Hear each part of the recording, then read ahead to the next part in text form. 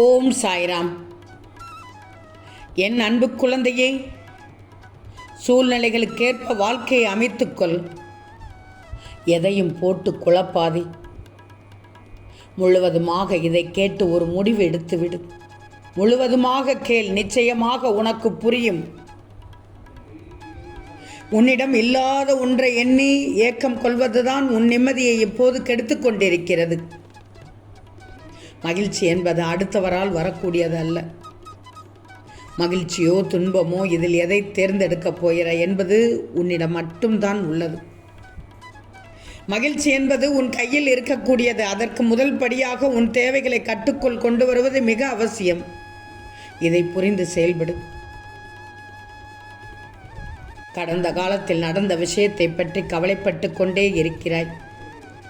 எதிர்காலத்தில் நடக்கப் போகும் விஷயங்களை பற்றியும் ஒருவருக்கொருவர் பேசிக்கொண்டே இருக்கிறீர்கள். வேண்டாம்.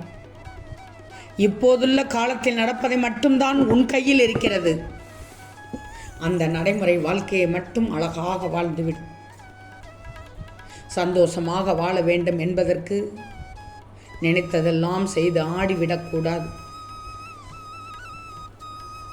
உன் கஷ்டகாலம் அனைத்தும் முடிவுக்கு வரப்போகிறது. அதனால் தான் எதையும் போட்டு குழப்பாதே என்று சொல்கிறேன். நீ இழந்த அனைத்தும் உன்னிடம் வந்தும் சேரும் நேரம் வந்துவிட்டது. அதனால் தான் எதையும் போட்டு குழப்பாதே என்று சொல்கிறேன். இதை இந்த கடந்து போன கஷ்டமான நாட்களிலும் நிறைய அனுபவித்து விட்டாய். ஆனால் இப்போது நல்ல நேரம் துவங்கப் போகிறது. அவசரப்பட்டு விடாதே. தவறான முடிவை எடுத்து உன் வாழ்க்கையை சிதறவிடக்கூடாது. நீ விதைத்த நல்ல செயல்கள் விருட்சமாக வளர வேண்டிய காலகட்டத்தில் இப்போது இருக்கிறாய். அது கனி கொடுக்கும் காலமாக மாறிவிட்டது. ஏன் எதற்கெடுத்தாலும் அழுகிறாய்? ஏன் எப்போது பார்த்தாலும் புலம்புகிறாய்? உன்னை நான் கைவிட்டு விடுவேனா? பிரச்சனை என்றால் மட்டும் என்னை கூப்பிடக்கூடாது. நம் சாயப்பா எப்போதும் பிரச்சனையை தீர்த்து வைத்து விடுவார் என்று நம்பிக்கை இருக்கணும். நம்பிக்கை இல்லாமல் சந்தேகப்படுகிறாய். நீயாக உன்னை காயப்படுத்திக் கொள்கிறாய். உனக்குள் இப்போது அனைத்தையும் இழந்து விட்டது போல் ஒரு மாயையில் சிக்கிக் கொண்டுள்ளாய். போராட சக்தி இல்லாதது போல் உன்னை நினைத்து விட்டாய். உனக்கு சக்தியை இழந்து வலுவிழந்து இருப்பது போல் நீயாக உணர்ந்து கொண்டு விட்டாய். அதனால் தான் உன் மனமானது தளர்ந்து விட்டது. உன் நெஞ்சத்தில் உறுதி இருக்கணும். இப்போதுள்ள சூழல் நம்பிக்கை என்ற கண்ணை மறைத்து விட்டது உனக்கு. நீ தளரக்கூடாது என்றுதான் சொல்கிறேன். இதைவிட மோசமான சூழ்நிலை வந்தபோது கூட நீ அசரவே இல்லை. நான் சொல்வது உண்மைதானே? அதனால் தான் உன் சாயி சொல்கிறேன், எதையும் போட்டு குழப்பாதே என்று. குழப்பம் வேறு விதத்தில் போய் முடிந்துவிடும். குழப்பிக் கொண்டிருந்தால் தெளிவு கிடைக்கவே கிடைக்காது. தெளிவு பிறந்தால் தானே உன் வாழ்க்கைக்கு ஒரு வழி பிறக்கும். எத்தனையோ வழிகளில் அடிபட்டு விட்டாய். அப்போது உன் வாய்க்கு வேலையே கொடுக்கவில்லை. ஆனால் இப்போது பலமுறை எதிர்த்து கொண்டு பேசிக்கொண்டிருக்கிறாய். பணம் இருந்துவிட்டால் தான் என்ன? இப்போது உன்னை சுற்றி நீ அன்பானவர்கள் என்று நினைக்கும் நபர்கள் யதார்த்தமாக கூறினாலும் அதை ஏன் பெரிய விஷயமாக எடுத்துக்கொள்கிறாய்? உன் மீது உள்ள உரிமையில் தானே கூறுகிறார்கள். அது உன்னை கஷ்டப்படுத்தினாலும் அதை ஏற்றுக்கொள்ளணும். அது எதுவுமே தவறில்லை. யார் கூறுகிறார்கள்? உன் வாழ்க்கை துணைதானே. விட்டு கொடுத்து போவதில் ஒரு மனநிறைவு கிடைக்கும். அதை முதலில் தெரிஞ்சுக்கோ. அதை நீ கண்டிப்பாக உணரணும். உன் சூழ்நிலைகளும் உனக்கான நேரமும் தான் நிச்சயம் உன்னை எப்படியோ சிந்திக்க வைக்கிறது. அதில் உன் தவறு எதுவும் இல்லை. நீ வீணாக மனதை குழப்பாதே. உனக்கான நல்ல நேரம் வந்துவிட்டது. உன்னை யாரும் தனியாக விட்டுவிட மாட்டார்கள். யாரிடமும் அதிகம் எதிர்பார்க்காதே. ஏன்னா எதிர்பார்ப்பு எப்போதும் ஏமாற்றத்தை தான் தரும். ஏமாற்றம் மட்டும்தான் தரும். உன் வாழ்க்கை துணை உன் கையில் விரைவில் கொண்டு வந்து சேர்ப்பேன். கவலையே படாதே. இதனால் தான் முற்றிலுமாக நீ கலங்கி போய் இருக்கிறாய். இந்த நேரத்தில் தான் நீ ஒரு சரியான முடிவை எடுக்கணும். யார் பேச்சையும் கேட்கக்கூடாது. நமக்கான உறவு நம்மிடம் வந்து சேர வேண்டுமென்றால் விட்டு கொடுக்க வேண்டுமென்று முடிவெடுத்து விடு. விட்டு கொடு. அன்பு கூடும், பாசம் கூடும். கவலையே படாதே. உன் சாயை சொல்வதை கேட்டால் உன் எதிர்காலத்தை நல்ல முறையில் அமைத்து தருவேன்.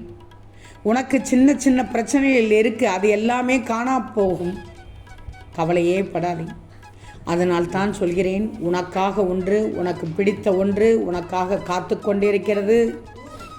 இந்த நேரத்தில், வரப்போகும் நேரத்தில் வேறு எதையும் வாய்விட்டு விட வேண்டாம். மற்றவர்களிடம் கருத்து கேட்டுவிட வேண்டாம். நீயாக இருக்கணும்.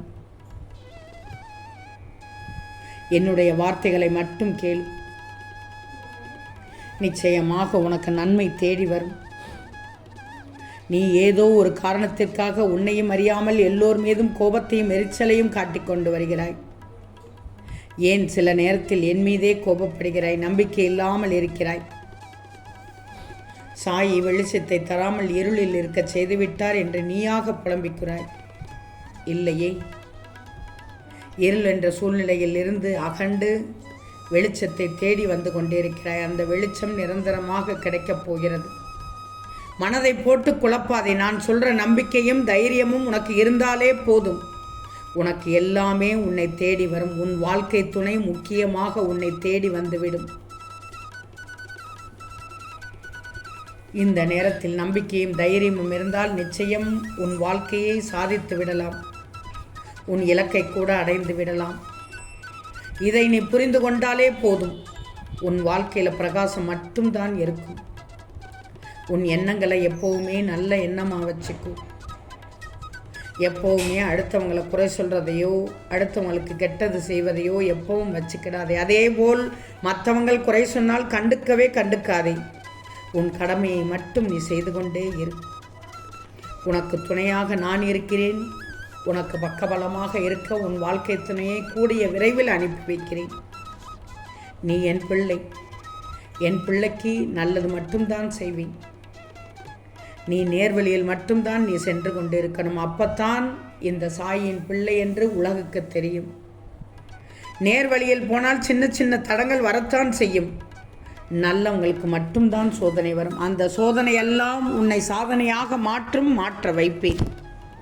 தலையில் பாரம் ஏறும்போது அண்ணாந்து தான் பார்ப்பாய், கீழே பார்க்க மாட்டாய். அது மாதிரி தான் வாழ்க்கையில் கஷ்டம் பாரம் ஏற ஏற உன் சாதனை பெரிதாக போய்கொண்டே இருக்கும். வாழ்க்கையில் நீ ஜெயிக்கணும். ஜெயிக்கத்தான் போகிறாய்.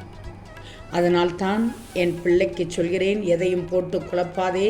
இப்போது உன் மனதில் ஒரு தெளிவு கிடைத்திருக்கும். ஒரு நல்ல முடிவை எடுத்து விடுவாய் இப்போது. ஓம் சாய்ராம்.